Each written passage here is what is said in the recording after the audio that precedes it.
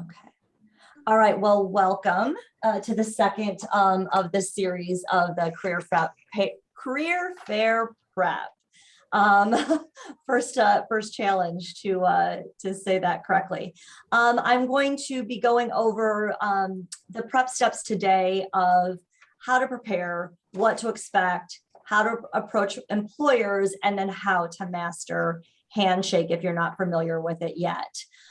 So first one is, I want to review what we talked about last week just briefly. So if you have not registered yet, you can register via HandShake. I will send this presentation out so you'll be able to just click on the link on the screen. We also talked about reviewing the list of employers that and select the ones that you will actually connect with. There was a huge list set out last week. Also, you can find those employers on HandShake too. You should make appointments with those employers, and we'll talk about that later. And then if you haven't updated your resume yet, then that was the next step from last week, is to get your resume updated. So then today, let's talk about the steps to prepare. The first thing we want to do is prepare to succeed. Oops, I think I went too fast here. Back to it. There is a 21-minute virtual career fair video that you can watch on your own time that will help you prepare. We're going to take a quick minute though and watch this very short career fair prep video together.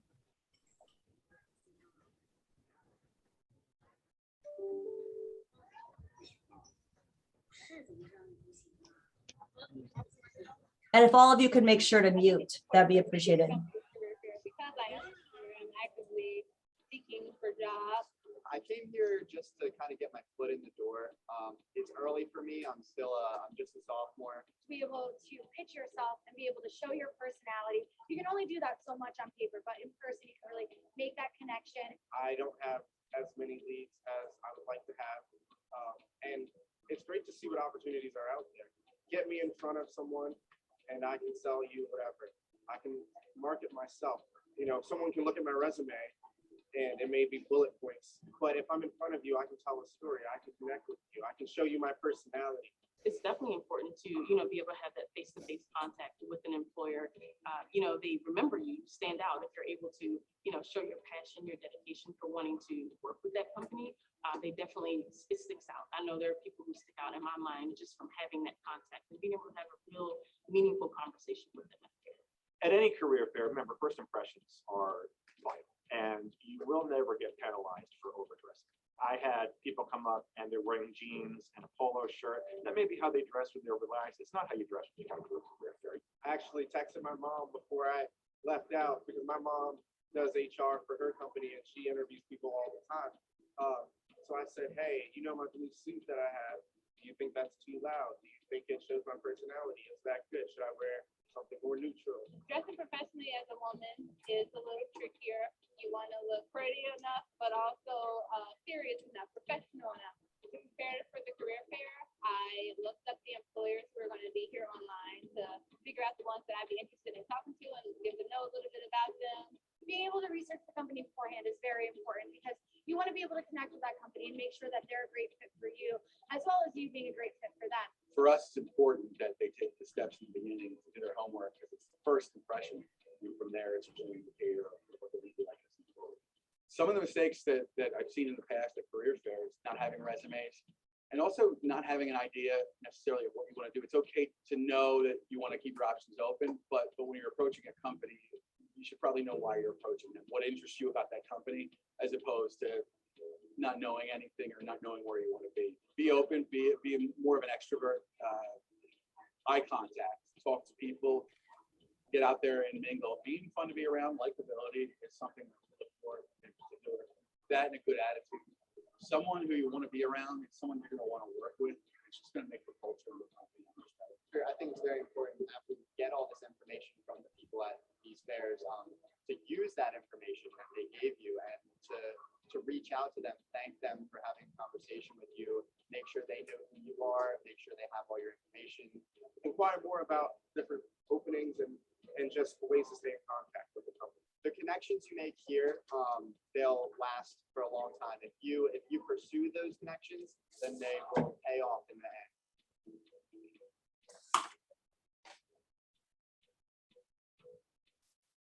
Okay, awesome. Escape on that. And that'll take us back to presentation. There we go. Okay, so one of the points that I think is extremely important that he made was the connections and the opportunity to connect. One of the reasons I suggest you go to this career fair, even if you're not job searching right now, is employers are coming here specifically because they want to meet with U of I students.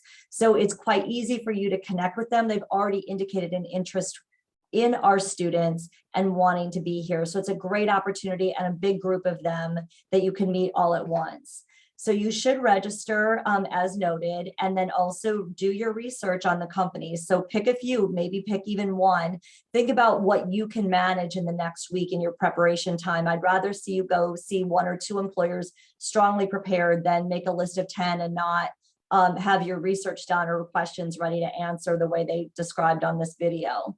You do need to sign up for group or one-on-one sessions in advance of the date of the fair. You can do that now. Slots may fill up quickly depending on who you want to see.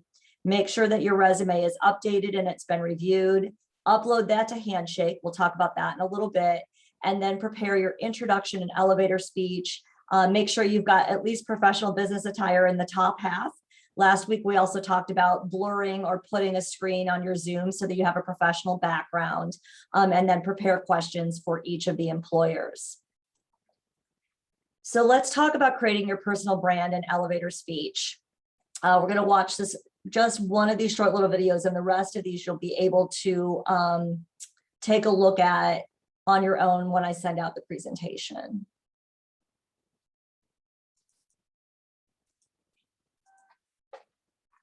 Elevator pitch is a powerful way to introduce yourself today. You never know who's going to get an opportunity to help you in your career and network your career. Its origins really started in an elevator in New York City. People used to figure out, what do I need to say when I meet somebody in an elevator and I have 20 or 30 seconds in which to tell them a little bit about myself? I think most people probably wouldn't say anything. They wouldn't know exactly what to say. They wouldn't want to embarrass themselves. I would say that I know your company is a very big company, a very famous company, and I'm really interested. It's not a speech, it's a conversation amongst 2 people, but it's enabling you to tell them who you are, what you stand for, where you want to go in life, and what you can bring to an organization. I'm finishing up an engineering degree, and I'm very interested. I very much like your company and your job, and I'm very interested in working there. I can get to you my information when I need to. I appreciate it if you consider me for your position. I think I would say my name. Also let them know that I was very interested in the company, and let them know what it is about the company that I was interested in, their community service, their networking event, the people that I've discussed, and then a little bit about my background and what would make me great for that particular position. She did perfect. She's very poised, very enthusiastic. That's what people want to see. In an elevator pitch, what you want to do is introduce yourself clearly, shake hands, make eye contact, have good body language, because everybody, when they're looking to meet somebody, really wants to meet somebody who's personable and interesting. Well, hello. My name is Harmony Upchurch. I'm currently enrolled in Westchester University. I will be studying biology and soon go to veterinary school to become a veterinarian. So that was good. So you gave a very beautiful first opening speech about where you're going. And this is common for young people. They're just not used to talking about where they're going and what their career is going to involve and what their value may be to an organization, because you're just starting out in life. But keeping in mind that that person could help you down the line, you still want to tell them now a little bit about yourself. We know where you're going, so you may add in any organizations that you're involved in or passions that you have in addition to your veterinarian career. In your elevator speech, it's not all about saying words like I'm passionate about something. It's about demonstrating that. So if you are involved in a philanthropic organization, or if you do raise money and you do volunteer, mention that, because that speaks to the passion that you have and what you care about in your life, rather than you saying, I'm great with people. I like people. The best way for a young person to get comfortable with an elevator speech is to first write a couple of them out and then practice and see how it sounds. You should learn to stand in front of a mirror and introduce yourself, give your elevator speech, see how you present yourself physically, look at your body language, and you'll learn a lot about yourself just by watching. After the second time I did it, I felt very comfortable with it.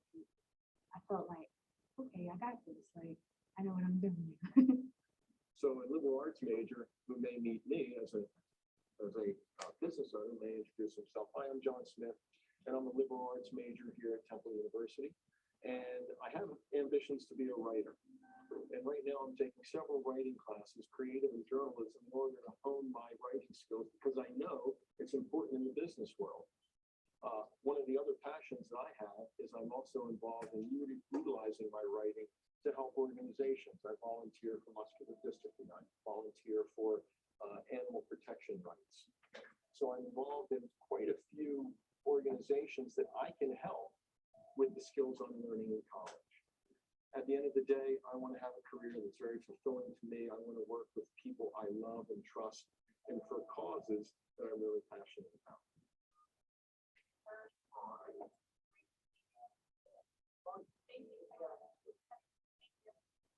So you think you're ready for your elevator pitch?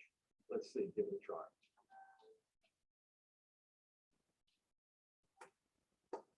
So part of creating your elevator pitch is thinking about building your brand and your own personal brand. So we're just going to watch this one also. Your personal brand is really, when you're not around, what people are saying about you, right? I think it's as simple as that. I think that the brand matters throughout the entire course of your life, like your career, because there's kind of a saying that I live by, it's no one hunts small deer, meaning you have to do big things to make people know what you're capable of doing. And that's how more and more opportunities get brought in front of you. You need to be authentically you. Pursue your interests. What really matters to you? What's your personal promise? What do you bring to the workplace? What do you bring to the world? Build up your skills and your expertise in the field that you're going to study. And those pieces of your brand will come together. Look at people that have the dream job that you want, not just the title, but actual people in the job. Because they are professionals, they're going to have a brand that you can typically see, whether that is through their social media or through articles for that company. And so if you can see that, obviously, as I say, it's kind of what you want to emulate. As soon as you work for an employer, you're representing that employer's brand as well, in the office and out of the office. If they're going to your social media platform and see that you have a negative stance on a certain issue that's going to represent the company in a negative way, then that also represents the company. So we want to make sure that you're representing yourself and then also the company when you're thinking of posting things out online. One of the things I encourage students to do is search yourself. Go out, put your name, and then I would even say put some of those alerts out there on your name so you know what's going on. You got to look to see what that brand is, and if there's something out there that's damaging your brand, you need to fix it. When you do build your network, you can connect with a lot of people internally. So be mindful of who you're connected with. Let's say it's Snapchat, it's more casual. Are you showing that reflection of yourself through Snapchat as you are on the other channels? Or are you not showing yourself authentic anymore of how you present yourself, let's say on LinkedIn? So be authentic to who you are on every channel. I understand for some young people, it may feel intimidating. They may think to themselves, I'm just getting started. What do I have to put on LinkedIn? It's really not the way to approach it. You should look at LinkedIn as something where you're going to build your story. And even if your story is just in the early chapters, you have something to say.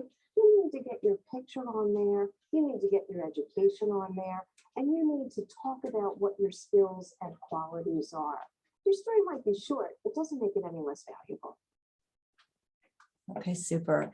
And then we are going to finish up the videos with the importance of networking, because networking is one of the main things you're going to do at this event, is starting to build relationships, seek out opportunities. Potentially you're applying for a specific job, but it's important to go to these types of events just to start to build connections within career fields you may be exploring.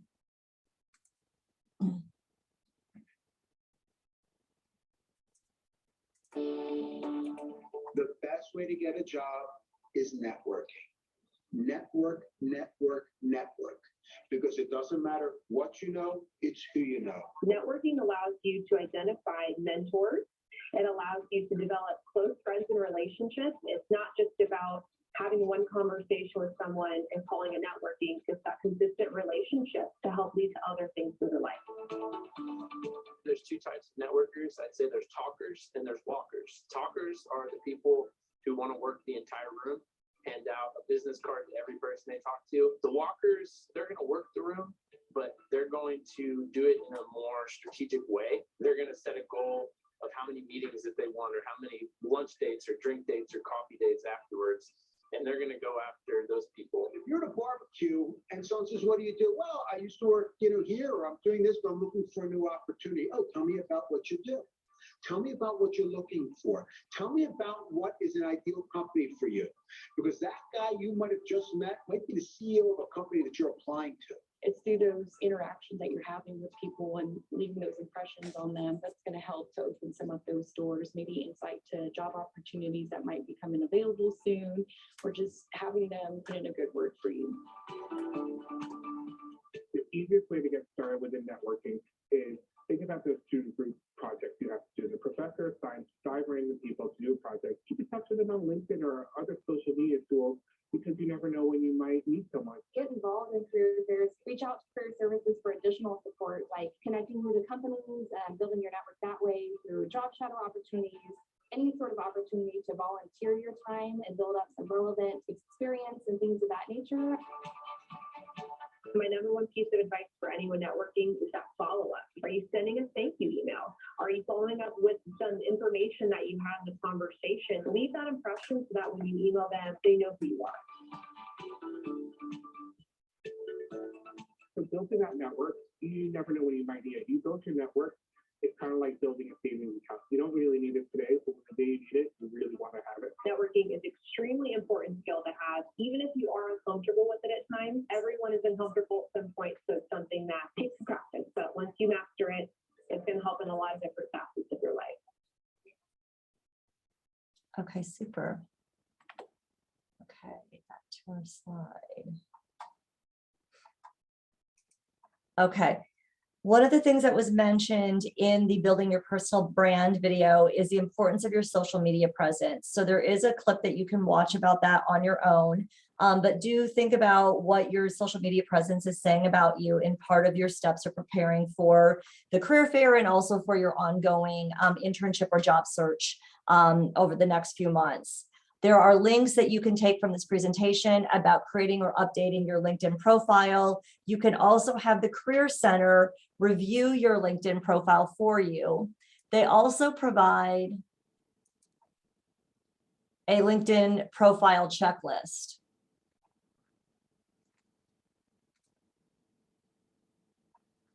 Making sure that you have a photo is extremely important.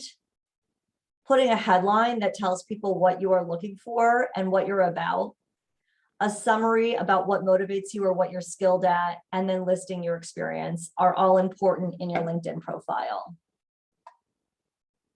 And again, you'll be able to access this when you receive the copy of this presentation afterwards. Okay, let's talk about the virtual career fair basics, because much of the video talked about people being in person. And so there are some things that are going to be different about this experience. So as far as walking the room in your networking, you're going to need to decide how many employers you want to reach out to and whether you want to focus on a few or rather you would like to see a good number of them to just start building a network of people that you are connected to. You will be scheduling sessions before the fair, as I said. You can do one-on-one or group depending on what the employer offers and also what's available. If you haven't scheduled yet, you're getting on to schedule now. Appointments are on a first come, first served basis. So the earlier you do register, the better. You should check back daily as employers can keep adding in up until the point of the fair. And there are not any chat rooms where you can just jump in and out. Again, it needs to be scheduled. And so there might be, as they mentioned, some day of slots available. So you could always check back if there's someone you really wanted to see and they were already full, just in case someone might have dropped and a space may have opened up. Additionally, if there is an employer that you really do want to connect to, but all of their slots are already taken, you should reach out to them. There's nothing wrong with doing that. It's a very professional and it's assertive. And so you should reach out to them and say, hi, I see you're going to be at the fair. Unfortunately, all your slots are full. I really would like to connect with you. You never know if they might offer you something, or they might at least be willing to connect with you by email or at some other point in time. Remember that just because you're part of a virtual career fair doesn't mean that the jobs available aren't remote. So if you are will be remote positions, sorry. So when you are talking to employers, if you're looking at internships or jobs, it's very important to clarify the setting where that job takes place or that internship takes place. So you make sure that you're looking for something that's going to meet what you're desiring to achieve. So you can see that the format will depend on how it's set up in the interview time. So you'll be able to see that online in HandShake, you will know in advance. Typically, you'll have about 10 minutes or less in a one-on-one. In a group setting, it just depends on how many people are in it. So you may get to only ask maybe 1 or 2 questions.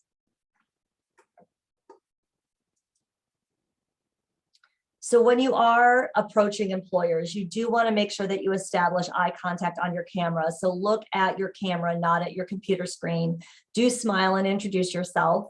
One of the things I would suggest is that you can put your laptop up if you live in an apartment and you've got like a kitchen counter or a pub height standing when you are speaking in an interview gives you more energy. So if people are seeing you from the waist up and you're actually standing, you're able to take in better breaths and exude more energy in that experience. So that is something to consider. If you are like sitting on a bed or a couch, then your whole body posture is slouched down and you can't kind of gain that same sense of poise that you would if you were standing or sitting very upright. Do be confident and upbeat. Do believe in yourself in that moment. Don't be concerned about the other people who might be in the group interview. This is just about you and not about them. So you do want to be ready to engage and have a conversation. So by looking at the employers in advance, researching some information about them, seeing if there's any recent articles about them, it will give you more confidence. So you should have notes for each of your appointments. Do calm down, relax, and speak slowly. I say this jokingly because you all know how fast I talk. So it's really important to make sure that you take a breath and also feel comfortable in the pause if you're thinking about a response to something. If you do have your notes and you've done your research, you'll also be able to make some notes about how you're going to articulate how your interests and qualifications align with the organization needs, which is a big part of your elevator speech. So your elevator speech will have a very common theme, as you saw in the video, of the basics you say about you, but then you're going to want a sentence or two about why you're interested in this company or the position and what you think you can bring to it, so that you leave the employer wanting more and wanting to talk to you more.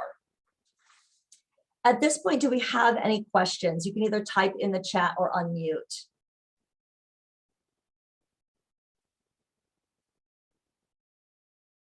Okay. All right. So the final piece that I'm going to go over, which could be a whole separate workshop in and of itself, is HandShake employers and opportunities at your fingertips. Again, you will get all of these slides from me when this comes out, so I'm not going to go through all of it in depth because it really takes you through a more longer term engagement with HandShake, which is very important as you start your job search if you have not done this already. The career fair is the first step. And then you're going to want to do multiple additional steps and going through and using HandShake to find other employers that didn't come to the career fair or can continue to look for opportunities as you work on your job search over the next few months. Or if you're looking for an internship, you're going to engage in a long-term experience with internships and job search through HandShake. So HandShake can work for you. It allows you to explore and research companies. So any company that is connected to University of Illinois or does post positions to University of Illinois' HandShake, you can find them on here. You can do a search for jobs and internships at all times because those positions are posted on HandShake. You can connect and work with recruiters as well as companies, and you can also connect to other students who are looking for the same types of positions that you are, which is a great way to build your network right here at U of I. So HandShake is a career management system, and it connects you with jobs, events, and employers. As a University of Illinois student, you have a free HandShake account, which is definitely a bonus of being a student here. And you'll be able to utilize that account for a long period of time after you graduate also. Then you'll find in the presentation basics about logging in case you need any assistance with that. And then there is also a guide to successfully setting up your profile if you haven't done that yet.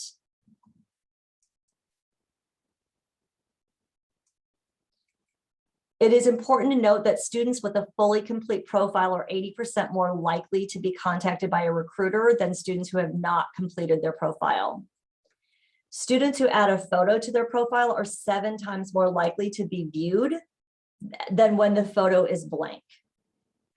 You can build your profile by uploading your resume, and then you can include all kinds of work experience and frame any transferable skills. If you worked in the dining halls, if you babysat when you were in junior high or high school, if you worked in a fast food restaurant, all of those kinds of things give important transferable skills. And if you're struggling with that, please make an appointment with me and we can talk more about that.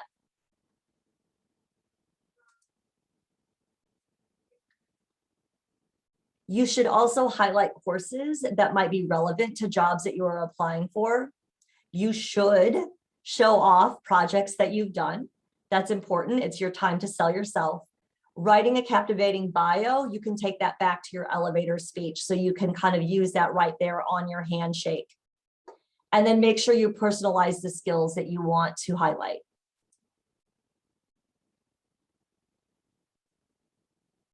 The more information that you put in about the location you'd like to live and work, the type of job you're looking for in the role, you are 5 times more likely to receive a message if you've actually filled those pieces out on your LinkedIn or on your HandShake, sorry, actually both of those. And then keep updating things because you'll get better job recommendations if you do that. That's the best way to make HandShake work for you, is to actively interact with it on a regular basis and keep it updated. And then you can also find ways beyond the career fair to connect with employers through this presentation on how to use HandShake. So you can see there's a variety of ways that you can seek out employers that you might want to be working for. And then you can also follow those employers. You could also utilize a student and peer messaging feature, and this is where you can start to connect with other students at UIUC who may have done an internship that you're interested in, maybe looking in the same career field that you are. So this is a great way to start building your network.